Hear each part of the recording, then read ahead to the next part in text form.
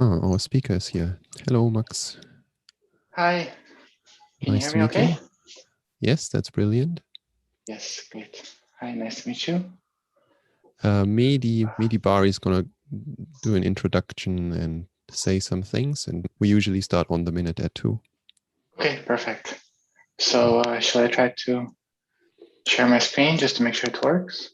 Yeah, so let's see. Let's see if you can try that right now. I mean, right now we show this slide. I don't know if you have the power to share in the second. No, it's not allowing me. It's saying that cannot share screen while the other participant is sharing. Yeah. Okay. How about now? Try now. Right. Can you see my screen? Yes, that's brilliant. Okay, perfect.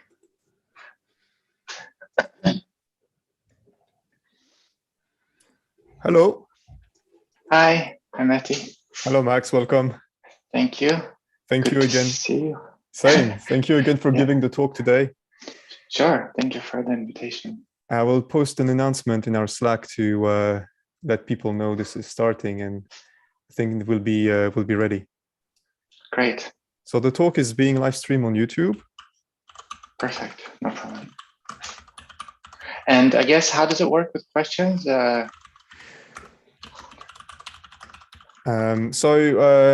We'll be asking questions at the end of the talks. People can ask during in the Slack room, and at the end, I will be selecting which ones to ask from the audience based on popularity. Okay. So yeah.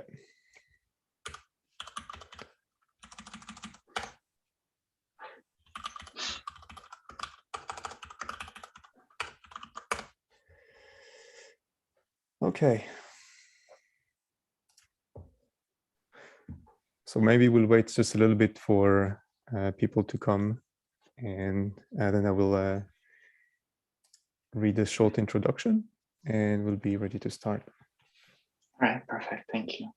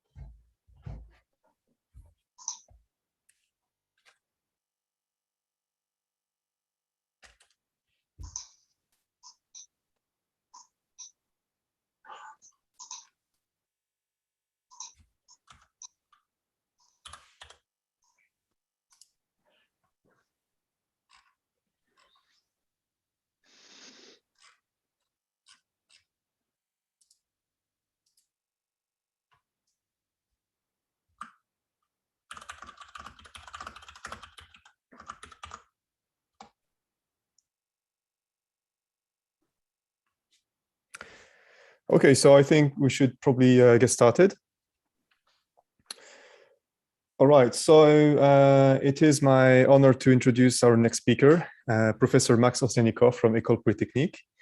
Max is a specialist of shape processing and geometry processing. He is well known as the inventor of functional maps, as well as many other methods, which are adopted in academia and industry, the author of many patents as well. And today he will be talking about robust learning-based methods for shape correspondence. So Max, the floor is yours. Okay, great. Thank you, Mehdi, for the introduction, and thank you to the organizers for the invitation. This looks like really an amazing summer school. So I wish as a student I had access to something like that. You guys have really assembled something very special. So yeah, the title for my talk is Robust Learning-Based Methods for Shape Correspondence. And basically, I'll be presenting both methods that were developed in my group with some of my colleagues, like some of the students are mentioned here, but also some of the works developed by other people. And my general hope is basically to give a sense of some of the recent solutions that have been developed for this shape correspondence problem. So basically, the overall objective of shape correspondence is essentially kind of in the title already, but basically I give you a pair of shapes, and here I'll be talking mostly about non-rigid shapes. And the goal is to find correspondences, or basically assignments between points on one shape to points on the other shape. And there are different kinds of settings for this. So for example, we often deal with human body shapes, like 3D scans of human bodies, but also you can imagine all sorts of different settings. Like we work with some paleontologists on basically analyzing variability in these prehistoric jaws. And also, similar techniques can even be used for other data, like surfaces of molecules. So basically, why do we care about shape matching? So there are many, many different applications. One of them is that if you have a correspondence, then you can basically transfer different properties. And that was one of the initial motivations for shape correspondence. So for example, if you have a texture parameterization in one shape, you can transfer it onto the other. If you have segments or labels, you can also transfer those. Or for example, in computer graphics, a common application is if you have some input deformation that was created by an animator on one shape, you can transfer it onto the target shape, assuming you have these correspondences. There are many other applications like shape interpolation, reconstruction, etc. But often they have this sense of basically information transfer across different shapes. And if you start working in this field, the first thing I guess you would do is basically look for data. And here are some of the common data sets that are used. So for example, there's a large effort at MPI, especially in Michael Black's group on creating accurate models of humans. So there's different data sets like FAUST and their extensions, dFAUST, Surreal. There are also older data sets like SCAPE and Tosca of different animals in different poses. And the nice thing about these data sets is that they are manifold triangle meshes, and they're very clean. But one thing is that you should be aware is that most existing data sets are synthetic. What that means is that you typically have a template model that is deformed, and shapes within a single data set are in one-to-one correspondence. And what that means is, the vertex IDs are consistent. And that's both good and bad, because it's good in a sense that you can use it for as training for learning-based methods, but it's also bad because it can be prone to overfitting. So this is something I will emphasize in some of the examples I'll give a bit later. Now, if you want to basically apply learning techniques for this problem, one thing that you have to first address is how do you, do learning generally on a surface, right? So we all know how to do learning, for example, on images when you have this kind of a canonical grid representation. But if you're dealing with surfaces, then there's a question of, how do you apply something like a convolutional neural network on a surface? And there is a large number of techniques, and Michael mentioned some of them in his keynote. But they often fall under this umbrella of geometric deep learning. And there's this kind of landmark paper from 2017 written by Michael Bronstein and his colleagues, and a more recent survey with some updated approaches. So I won't describe, this is a vast field and it's not the focus of my talk, but I'll describe some of kind of the general ideas in a few slides coming up. So the first idea that you can have is, okay, basically, if you want to create a parameterization of a surface, like you have a parameterization of an image, like a grid, there's no canonical way to parameterize surfaces, right, globally. But one thing you can do is if you have a surface, then at least locally in the neighborhood of a point, you can create a parameterization of a patch around this point, like this point X. You can create basically a local parameterization through polar coordinates, depending on distance to this point X and angle with respect to some arbitrary orientation. And then once you have this local parameterization, then you can take a patch or a kernel and then map this kernel onto this patch and then basically multiply this kernel against the function in the local neighborhood. And this gives you a notion of convolution. And this basically allows you to multiply the signal f with the trainable kernel G. And this gives you some kind of notion of convolution. And this allows you to basically replicate a convolutional neural network, right? So the point is, if you take a product between this, a patch and the surface, you get a value per point, and this gives you a new function. And the nice thing is that this is pose invariant, right? So, it doesn't care about the pose or the embedding of the surface, is purely intrinsic. And so there's a whole line of works starting from this geodesic convolutional neural networks in 2015, and many of their extensions. So basically, there's one issue with these approaches, And I just want to mention briefly because I think it's very important, and it's actually a source of non-robustness sometimes, which is the following. If you do this parameterization, then basically, even locally, it's only defined up to rotation, right? So what that means is, suppose that I have this kernel, right? And its kernel is basically a function in 2D. And I want to map this function onto the surface. Basically, essentially, I'm mapping it onto the tangent plane at a point on the surface. And I have different choices for orientation, right? So I can rotate the kernel even in the tangent plane. And so, there's this rotational ambiguity. So one question is, what do you do with this rotational ambiguity? And one possible solution is basically say, okay, I don't have a canonical way to find this orientation, but I can basically find the orientation that gives me the maximum response with respect to a given function. So here, this max is over all possible mappings of some reference direction u. And so basically I choose the direction gives me the maximum response. This is what's called angular max pooling. Now, so this, was something this is something you can do, and this was basically developed in 2015 and led to this geodesic CNN. And this is essentially what they did. So basically, you have some input features, and they're passed through a bunch of linear and ReLU layers, and then there is these kind of geodesic convolutional layers and angular max pooling, and you basically, you can stack these filters on top of each other, and you get some output. Now, I mean, this is nice, and how do you apply this to convolution to the problem that I started with, which is the problem of shape correspondence?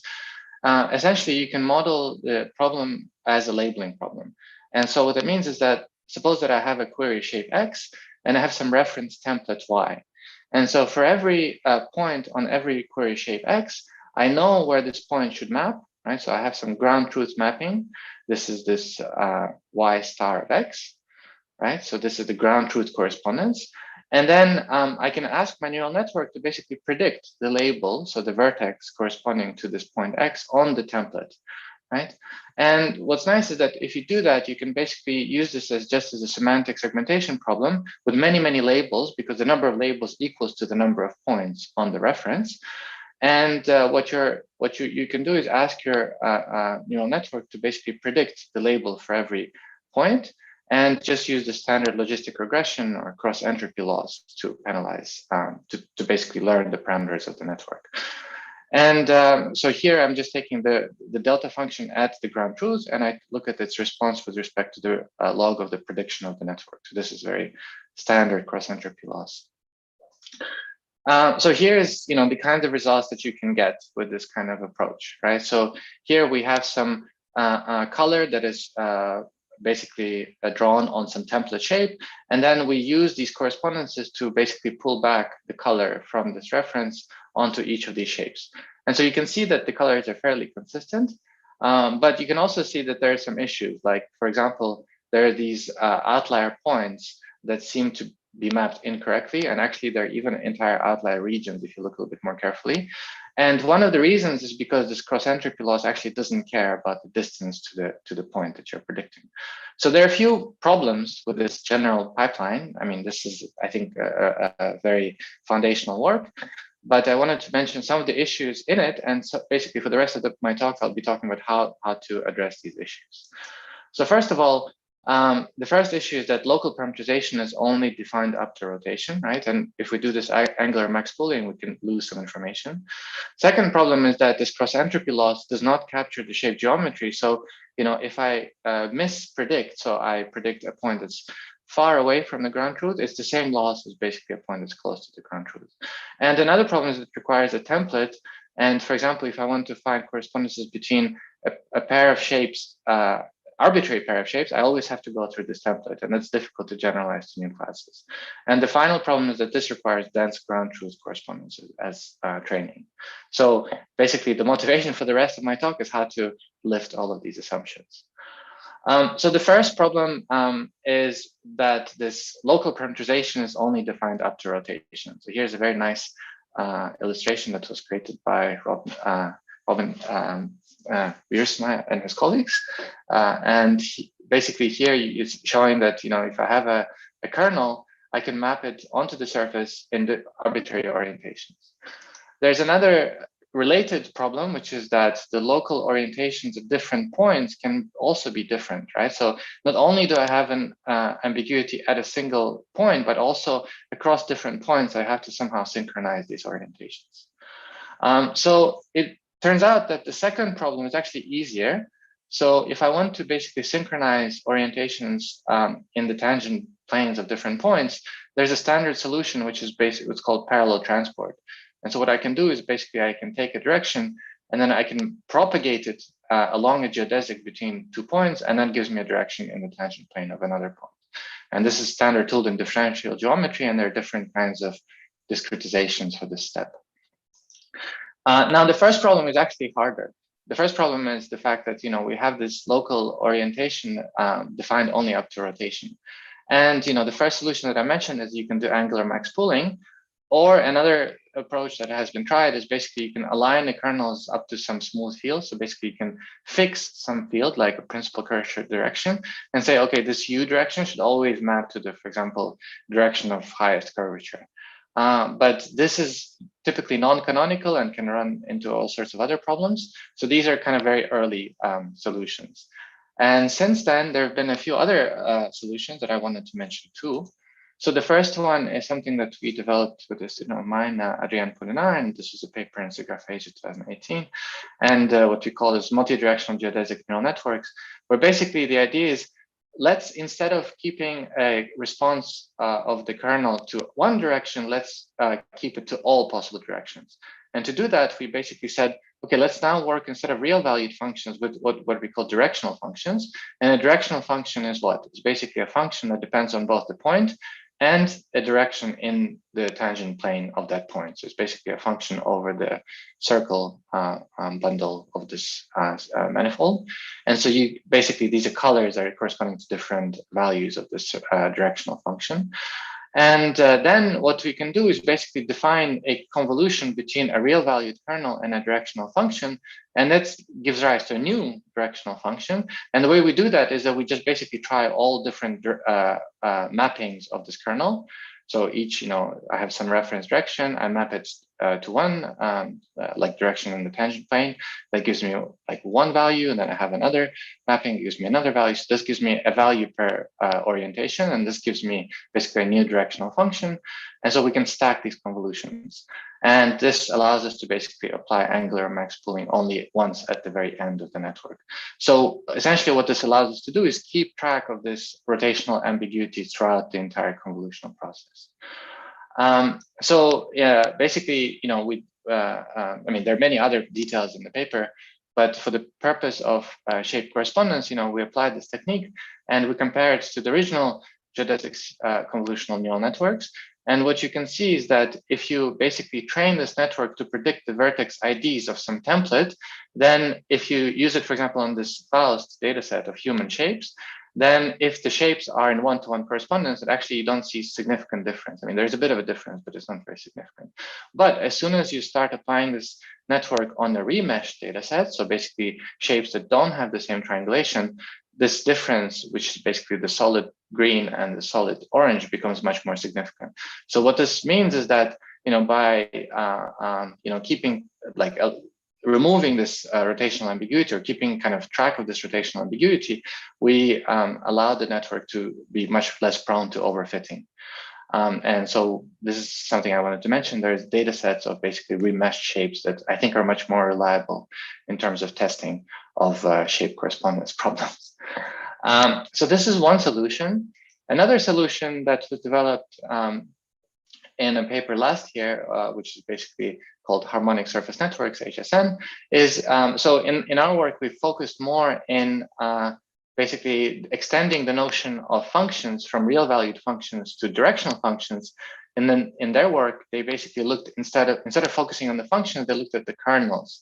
And the idea, I think, is extremely nice, is basically, instead of looking at arbitrary kernels, real valued kernels, you can actually express kernels basically in a Fourier basis. And by carefully, designing a particular kind of kernel, you can basically distinguish invariant versus equivariant features. And this allows you to basically design a network that both has invariant features, equivariant features, equivariant meaning that they change as you change the orientation in exactly the same way, and then navigate between these two sets of features. So I won't go into exact detail how they do that, but I mean, just looking at this expression for the kernel, you can immediately imagine that, for example, here I have a polar coordinate system where theta is the direction and r is the radius. And if I put m to be 0, then basically the features that I get are invariant to rotation because this angle cancels out. And if I put it to 1, then basically these are what I call equivariant because I know exactly how they're going to change if I rotate the coordinate system. So again, I mean, this is not the main focus of my talk, but I wanted to mention that this is a solution to this ambiguity problem. So here's basically some results. So again, they applied this idea, this harmonic surface network, to the problem of shape correspondence. And here, by the way, I didn't mention, but so you'll see many plots of this kind in my talk, and this is standard in shape correspondence papers. So on the x-axis, we have the geodesic error. So this is like a threshold of the error. And on the y-axis is basically the percentage of the correspondences that are below this error, right? And ideal correspondence would be something like this. And so here is saying basically that 80% of the correspondences are within like 0.025. I mean, this is actually, you can think of it as centimeters, so like 2.5 centimeters for humans. So basically they compared to both the GCNN and this multi-directional geodesic CNN, and with this harmonic surface networks, you get slightly better results on this again on this remesh data set, and this is the distribution of error that you get. So I just wanted to mention there's a very nice overview of what are called coordinate independent convolutional networks by basically Max Welling and his colleagues. And this is a paper, this is kind of a great survey paper that goes into a lot of details of these kinds of techniques and some of the other problems and solutions that exist. So I find this area fascinating because it's basically a general problem of how to endow your networks with some invariance or equivariance. Okay, and this has direct implications in surface mapping. All right, so this is something that you can do, but there's an issue that still remains, which is the following. So I mentioned that this cross entropy loss that is used in all of these networks. So here we're always training a network to predict the vertex ID with respect to some template, right? And this loss is problematic because it doesn't care how far your prediction is from the ground truth, right? So there's a general question of how to design better losses for shape correspondence problems. And this is in a sense actually independent of the choice of architecture. So in order to define these losses, one thing that you can do, and it's actually turned out to be very productive, is basically to go to the spectral domain. So instead of working in the spatial domain, is to basically express correspondences in this Fourier domain. So I'll spend a couple of slides describing what that is next. Okay, so the main thing that, so there's many things you can say about spectral processing on surfaces, but essentially one thing that I think everyone should know is that there's an extension of basically signal processing to surfaces. And this extension is given through basically the Laplacian eigenbasis. So what does that mean? Suppose that I give you a surface, there's a matrix that you can compute, this matrix L, such that the eigenfunctions of that matrix kind of play a role of the Fourier basis on a surface, on both graphs and surfaces. And the nice thing about these eigenfunctions is that they're ordered by the eigenvalues. So the eigenvalues are non-negative typically. And so they go from lower frequencies to higher frequencies. And another thing is that basically any function that you have on a surface, here a function is colored basically shown by color, like small values are white and large values are red. You can decompose this function into basically a sum of these scalar coefficients times these eigenfunctions of the Laplacian, right? And so this is a general fact about signal processing on surfaces. And how does this help us for correspondence? Well, you can actually express correspondences in this Fourier basis. So how does this work? So suppose I have a pair of shapes M and N, I can construct basically a binary matrix pi, such that the ith row and jth column of this matrix are 1 if and only if the ith vertex maps to the jth vertex on n. So this is a standard binary matrix representation of a shape correspondence. And you can basically take this correspondence and you can project it in the Fourier basis. So you can multiply on the left and on the right by the Fourier basis functions. And this gives rise to another matrix, which is typically much smaller. So here, for example, if this matrix is a size number of vertices by like 50, which is 50 is the number of basis functions, and the same for this, then basically you get a matrix of size 50 by 50. And so this matrix C is basically the Fourier representation of the correspondence matrix is what we call a functional map. So this is something that we introduced in 2012.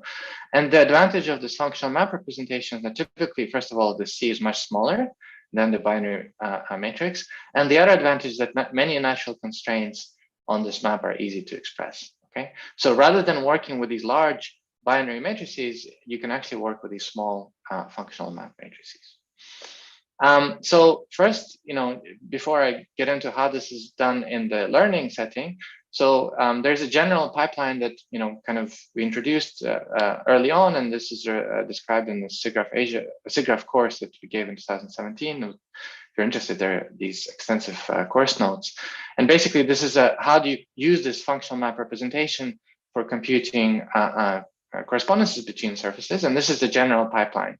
So first you compute this. So this is like a pre-processing step where you compute k Laplace-Beltrami eigenfunctions. You can store them as matrices in this phi m and phi n corresponding to each shape.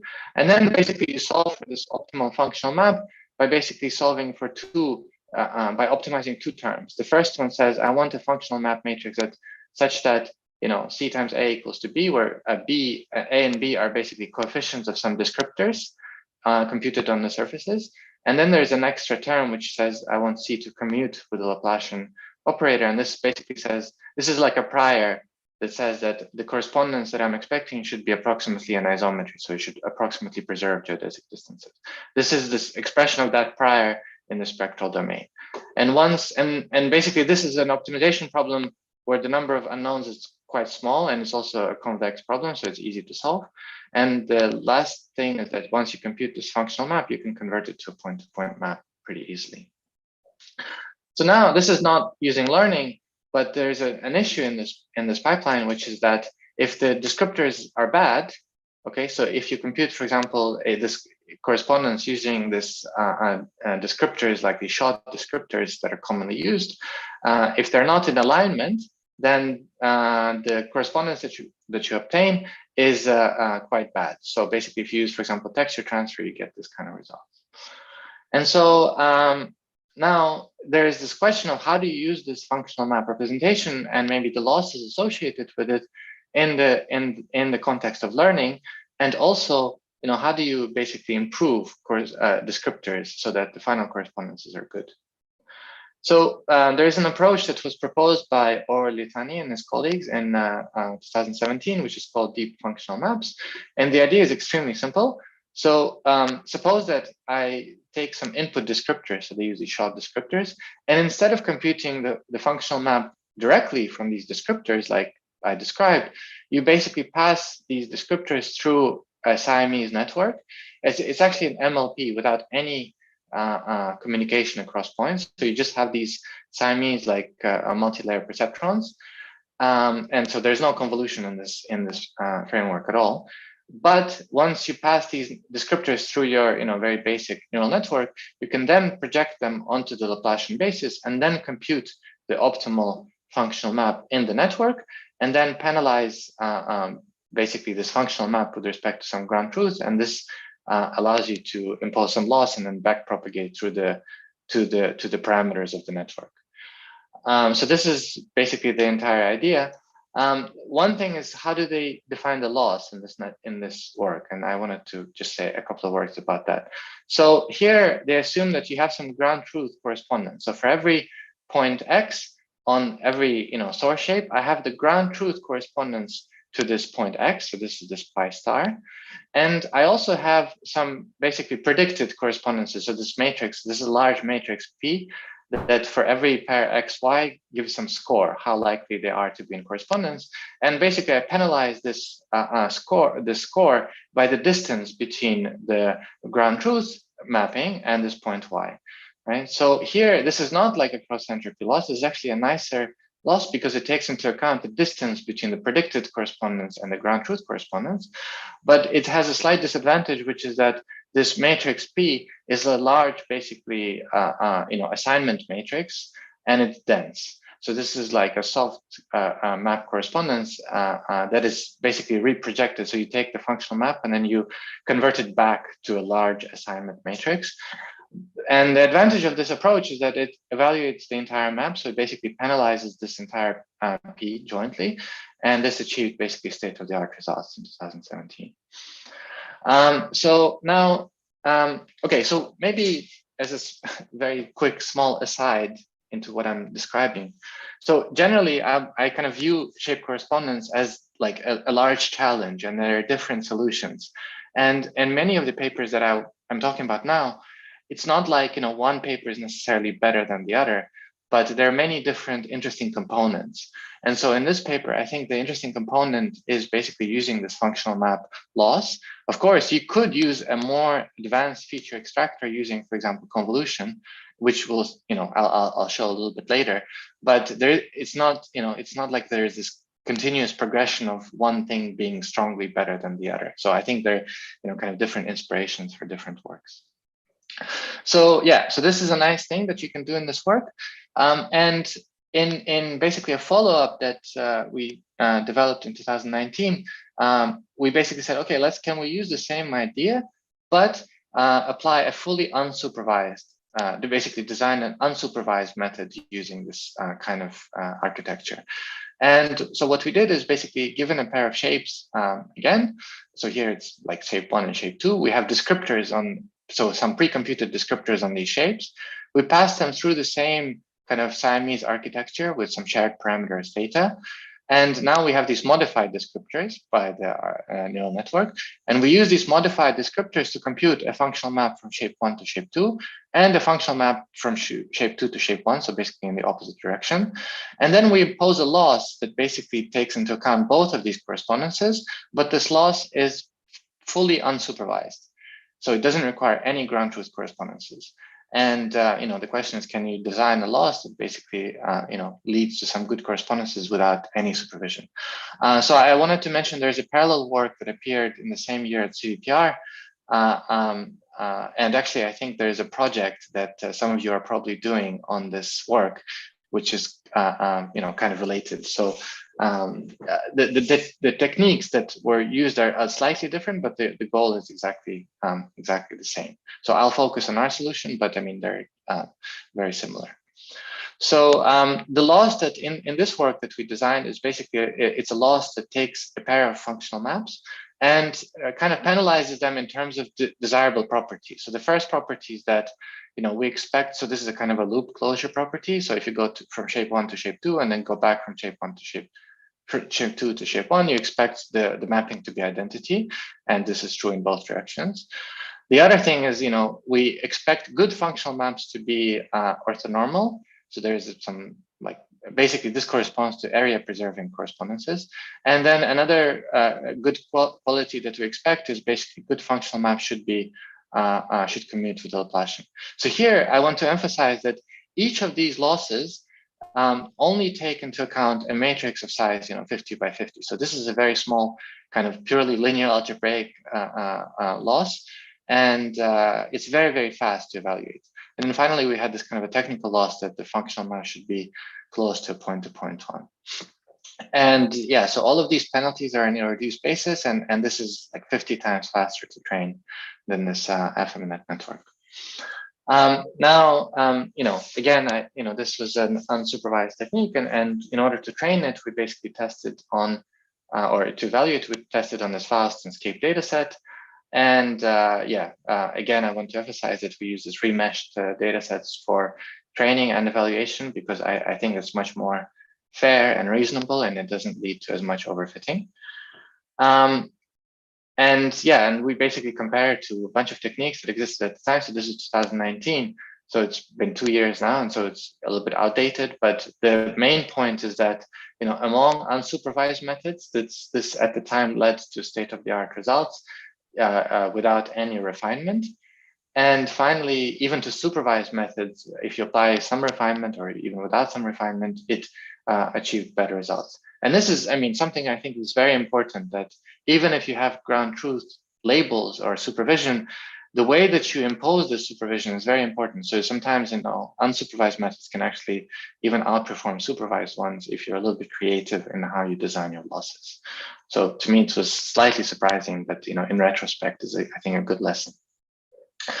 Okay, so these are some texture transfers results. This is a kind of standard thing that you do in this field. So you have some source and ground truth texture transfer, and then we compare to even supervised methods, and you get some. This is like, it's not perfect, and there you can see some artifacts, but it was a little bit better than what existed at the time. All right, so this is how do you design this unsupervised loss? One other thing that kind of is so this was nice for us, that it was something you can do with an unsupervised method, but there's an issue, which is that this networks that we designed, that they still took into account some input shot, like pre-computed descriptors, these short descriptors, and this is unsatisfying because in like deep learning, you expect basically to just get raw input, like raw shapes as input. So one question was, can you kind of learn good features from the raw input, like XYZ coordinates, instead of these pre-computed short descriptors? And then a general other question is, how well do different methods generalize across different data sets? So this was a work that appeared at last year's CVPR that we called Deep Geometric Functional Maps. And the idea was basically, instead of using short pre-computed descriptors, let's use raw basically geometry like XYZ. And in this case, we use basically just a point cloud associated to a shape, and we use this point cloud to extract features.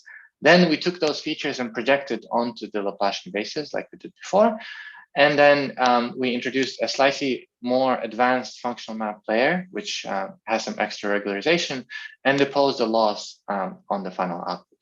So here, the slight difference. So first of all, the training loss that we used is a very simple training loss. It's a supervised loss in this case. And the difference is simply the difference between the predicted functional map and the ground truth functional map. And the ground truth one is simply the projection of the ground truth point-to-point map onto the Fourier basis. And this basically doesn't require a template, and it doesn't, so it's not like this cross entropy loss, and it doesn't require geodesic distance computation, which makes it much, much faster.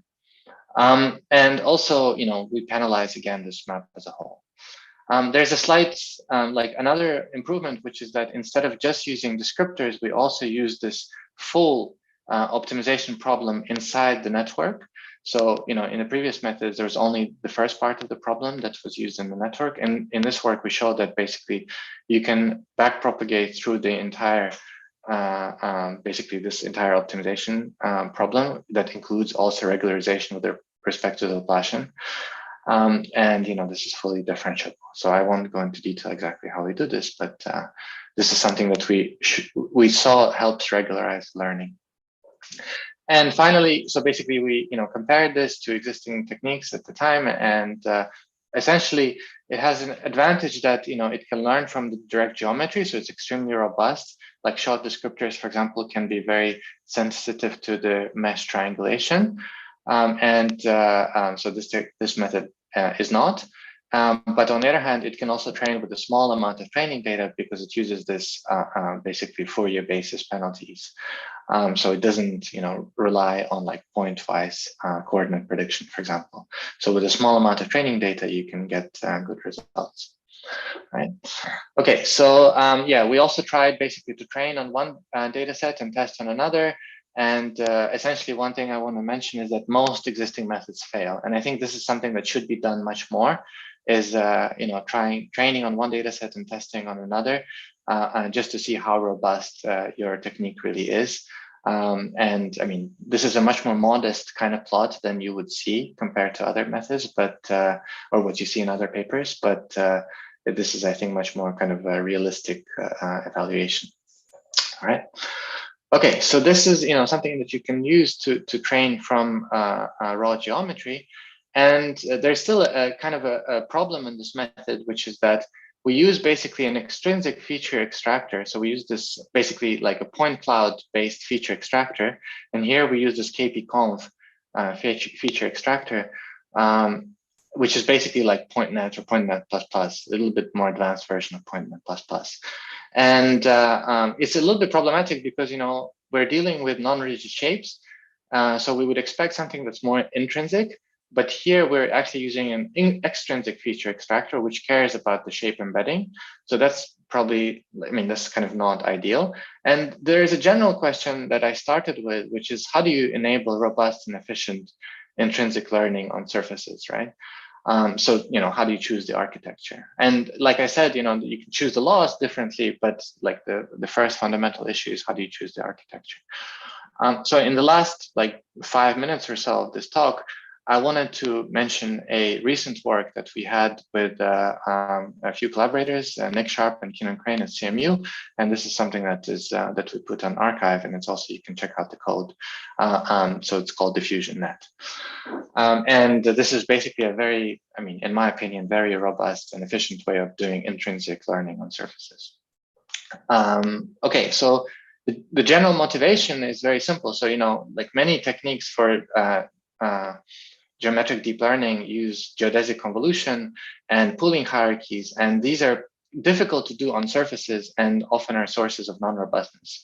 Like discretizing this parallel transport, for example, is very, is not easy. And the idea is you can apply basically diffusion to replace both of these steps, and this leads to an extremely robust general method. So the technique that we have is this diffusion that basically has 3 components. It has pointwise MLPs, similar to PointNet. It has a learned diffusion layer, and it has gradient features. So, I won't discuss this pointwise MLPs. It's very, very simple, but these two are extremely kind of important and turn out to be, very robust. So first, how do you do learned diffusion? So, a diffusion is basically the simplest linear PDE. So it's like a process that if you have some distribution of heat, like temperature on the surface at time 0, then, it's the way that it evolves over time is governed by this diffusion equation. And this is probably the most well-studied PDE in history. And it's, there's basically like implementations on both meshes and point clouds. And there's, many ways you can implement it. And the key idea of this work is that, let's have a feature and let's make the diffusion time. So basically, let's diffuse information across different features, and let's make the diffusion time a learned parameter, right? So instead of having a fixed diffusion time, let's basically make this diffusion a learned parameter, and each feature has its own different diffusion time. So what that means is that the network can basically decide if it wants to propagate features very locally using a small diffusion time, or very globally by using a larger diffusion time. So this basically support ranges from totally local to purely global. And this is optimized during training. And there's actually something you can show is that diffusion plus pointwise MLPs can represent all radially symmetric convolutions. So this is like a small lemma that we have in this paper. And then, so we have these, this learned diffusion layer. And then finally, the last bit is we have these learned gradient features. And this is what allows us to basically add non-radially symmetric features. So we start with, diffusion is purely radially, so it's isotropic. So it's, it diffuses exactly the same way in all directions. Whereas if you want to have anisotropy, you need to do something else. And in this work, we show that basically if you just take gradients of features, and then take inner products between these gradients of features, you can inject anisotropy into the network without using any kind of local polar coordinate parameterization. So I won't go into detail exactly how we do this, but this is something that this is relatively easy. And so this is the entire architecture. So you basically have some input, and then we basically have a learned per feature diffusion. We have some learned spatial gradients, and then we put them together, run them through some MLPs, and then we get some output features. And this is what we call a diffusion net block, and then you can stack these blocks on top of each other. So I see I'm running a little bit out of time, but this is, this is the overall idea. So the main thing is that you have these learned diffusion times per feature and basically learned inner products between gradients of features. And both of these operations are extremely robust. And so we tried, this network on a whole bunch of different tasks, like this RNA molecule surface segmentation, and also specifically for the purpose of my talk, shape correspondence. And it achieves state-of-the-art results on a bunch of benchmarks. So just to show you one, so I described this deep geometric deep functional maps where we use this KP-conv architecture. So if you use exactly the same loss, but replace KP-conv architecture with this diffusion net, so you more or less don't change anything at all, then you achieve basically state-of-the-art results. So here, these are errors on different data sets. So here, if you train on FAST and test on the same data set, or train on SCAPE and test on the same. And actually more interesting is if you train on one and you test on the other, and ideally, because these are both humans, you would expect them to work well. But you see that many networks like this HSN actually seems to fail if you train on one data set and test on the other, because it really gets very sensitive to the exact geometry, whereas this diffusion net, because it's very robust, it doesn't really care about local mesh structure. It achieves basically the best results, even if you feed it just the XYZ coordinates. And with some extra refinement, you get very, very low errors in general. Okay, so this is extremely also fast, and you can even run it on very large meshes, like 150,000 vertices, because all the computations are basically in the spectral basis. Okay, so maybe I'll skip this in the interest of time. This is just another robustness illustration. And yeah, so basically this is, I know that I kind of rushed through the end a little bit, but my overall, kind of hope was to kind of show you some of the techniques that have been developed for this non-rigid shape correspondence. And the early methods often used the supervised cross-entropy losses, and those were very sensitive to the mesh discretization. And more recent techniques have become basically more robust, and you can show, basically you can use spectral methods to use losses that are both treat correspondence as a whole, and even train networks without supervision if you're kind of a little bit creative about exactly what kind of loss to use. And finally, I mentioned this diffusion net for robust and efficient surface-based learning, which is specific, very generic, but also is extremely useful for shape correspondence as well. So with that, I want to thank all my wonderful collaborators and my funding agencies, and yeah, I'll be happy to take any questions. So thank you, Max, for the wonderful talk. I invite everyone to thank the speaker. All right.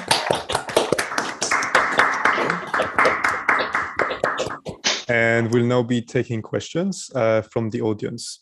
So the most voted question is from Massey, who said, you said a possible technique was to move to the Fourier side using the eigenfunctions of the Laplace operator. Have you also tried to carry your analysis on Lie groups using abstract harmonic analysis and representation theory tools to find the Fourier basis and then rerun your analysis over there? Yeah, that's a great question. I think it really depends on the domain in which you're working. Yeah, if you have some known structure about the domain, like I don't know, if you're working on some periodic domain, for example, or if you're working on a some domain that has a group structure, then yes, I think that makes a lot of sense. So typically we're dealing with domains that don't have an obvious group structure, like these surfaces of humans or molecules and so on. So that doesn't immediately apply, at least not in a straightforward way. So that's, but I definitely agree that there is something that could be done if you have a little bit more information about the domain, and if the domain has a bit more structure. One thing I would mention, but this is kind of more ongoing work, it's not exactly the Lie group structure, but it's basically one thing that is common in correspondence problems that I didn't mention, is you can have issues with self-symmetry. And those issues can manifest when you have ambiguity, like for example, on humans, you have left and right side. And one thing that is extremely useful is to basically factor out that symmetry, when you're doing correspondence. So this is, in effect, is a bit like quotienting by the symmetry group. It's a very simple symmetry group, like for example, for humans, it's just a reflectional symmetry. But even there, actually, this is more ongoing work. Like exactly how to quotient it by that symmetry action is interesting and is extremely useful. So this is something that we are investigating right now. And I guess a related question, which is maybe a bit more general, is about the choice of basis. So what justifies or motivates the choice of the Laplace-Beltrami operator eigenbasis? Can you possibly find the basis for another operator or even learn it? This is a great question. And I've been looking into this question for almost 8 years now.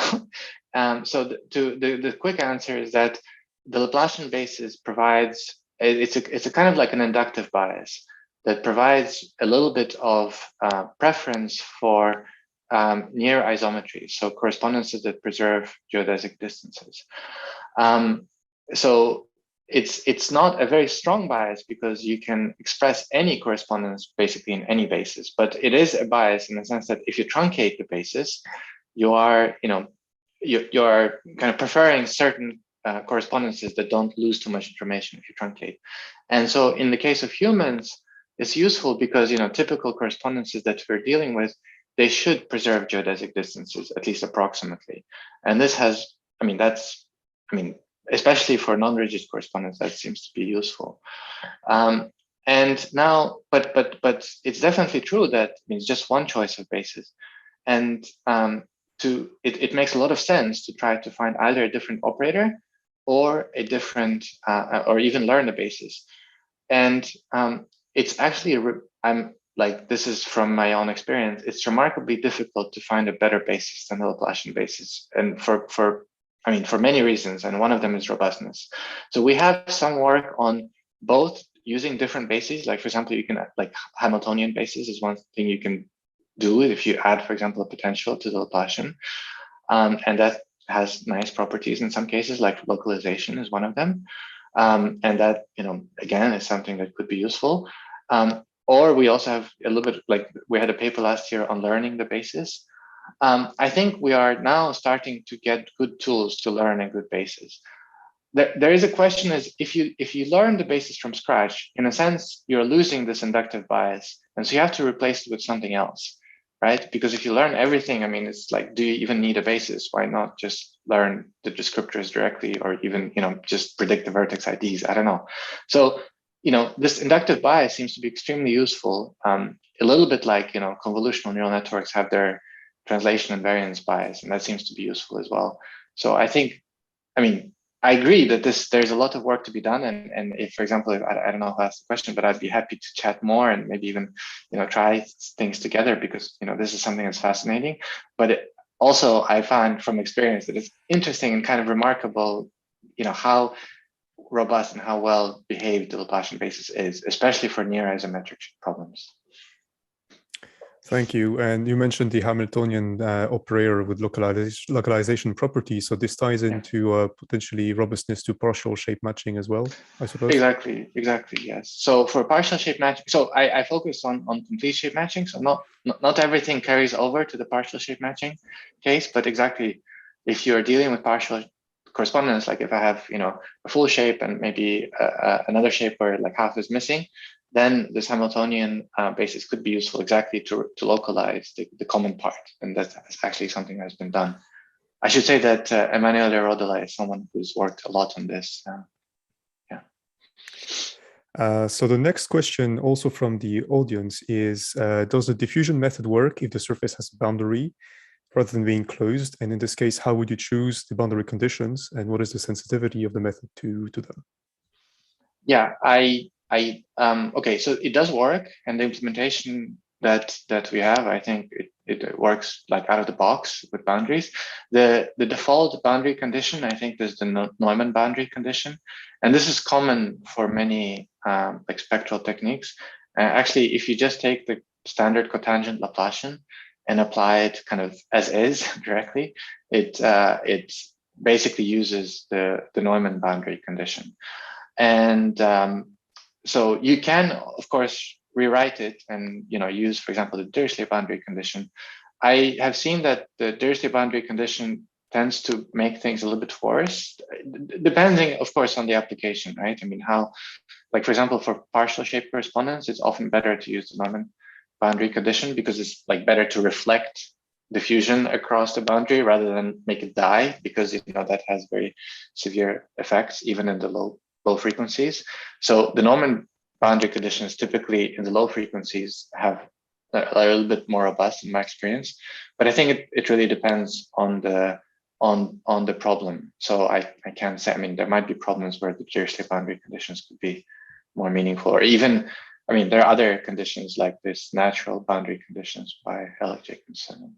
So there's a whole like thing. Honestly, we haven't like studied this in detail, so I guess we have to try. Okay, so thank you, and we have I think we have time for a few more questions. So Maulin asks, it seems that a point in shape A is always mapped to a point in shape B. Can a point be matched to edge, interior, or face in the other shape? Yeah, that's a great question. In principle, yes, and actually, so it depends a little bit which method you're using. But for example, if you have this functional map representation, the spectral based representation, it's a question of how do you convert a functional map or the spectral correspondence representation to a pointwise map. And there's been some work on converting functional correspondences to correspondences that map within a surface. So there's a paper by Danielle Azouz and Mirella Benchen where they basically map, they show how you can do this kind of mapping inside, like on an edge or inside a triangle. It's a little bit more expensive because you have to do this kind of point to triangle tests in higher dimensions, but it can be done. It's not a problem. So when you do this conversion, you can map inside the triangle.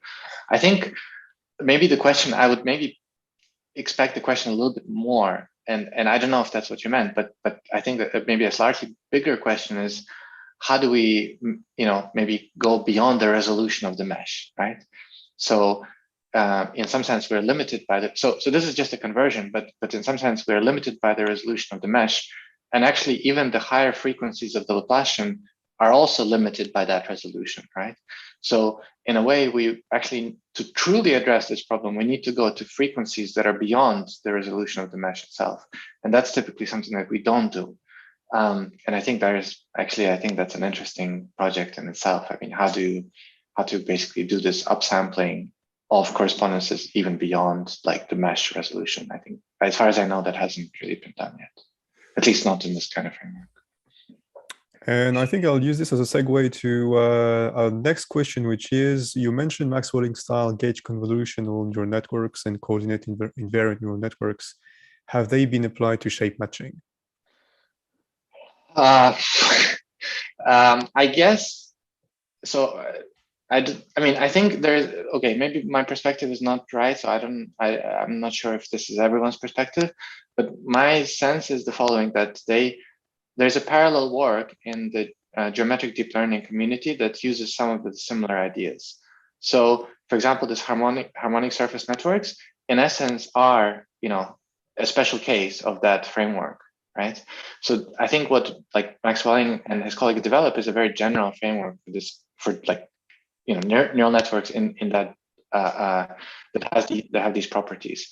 So, special cases of these ideas have been tried, like harmonic surface networks for me is a special case of that program, but probably not everything. But honestly, I also don't know like all the details. I mean, there might be more things that have been tried.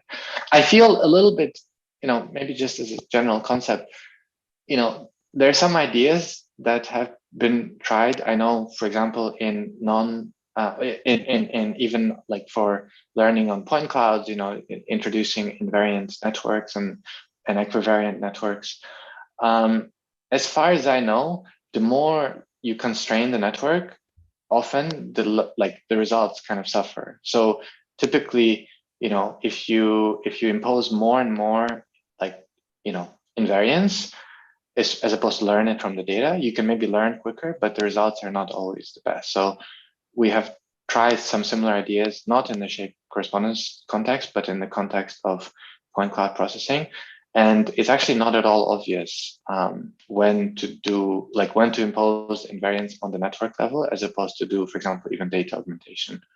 So yeah, I think there's definitely some work to be done there. Thank you very much, Max. I think we will stop here for the question. Sorry for the questions that we didn't have time to ask and answer, but the discussion can continue in the Slack channel. Yes. And yeah, so thank you again, Max. And now we'll take a short break before the next speaker.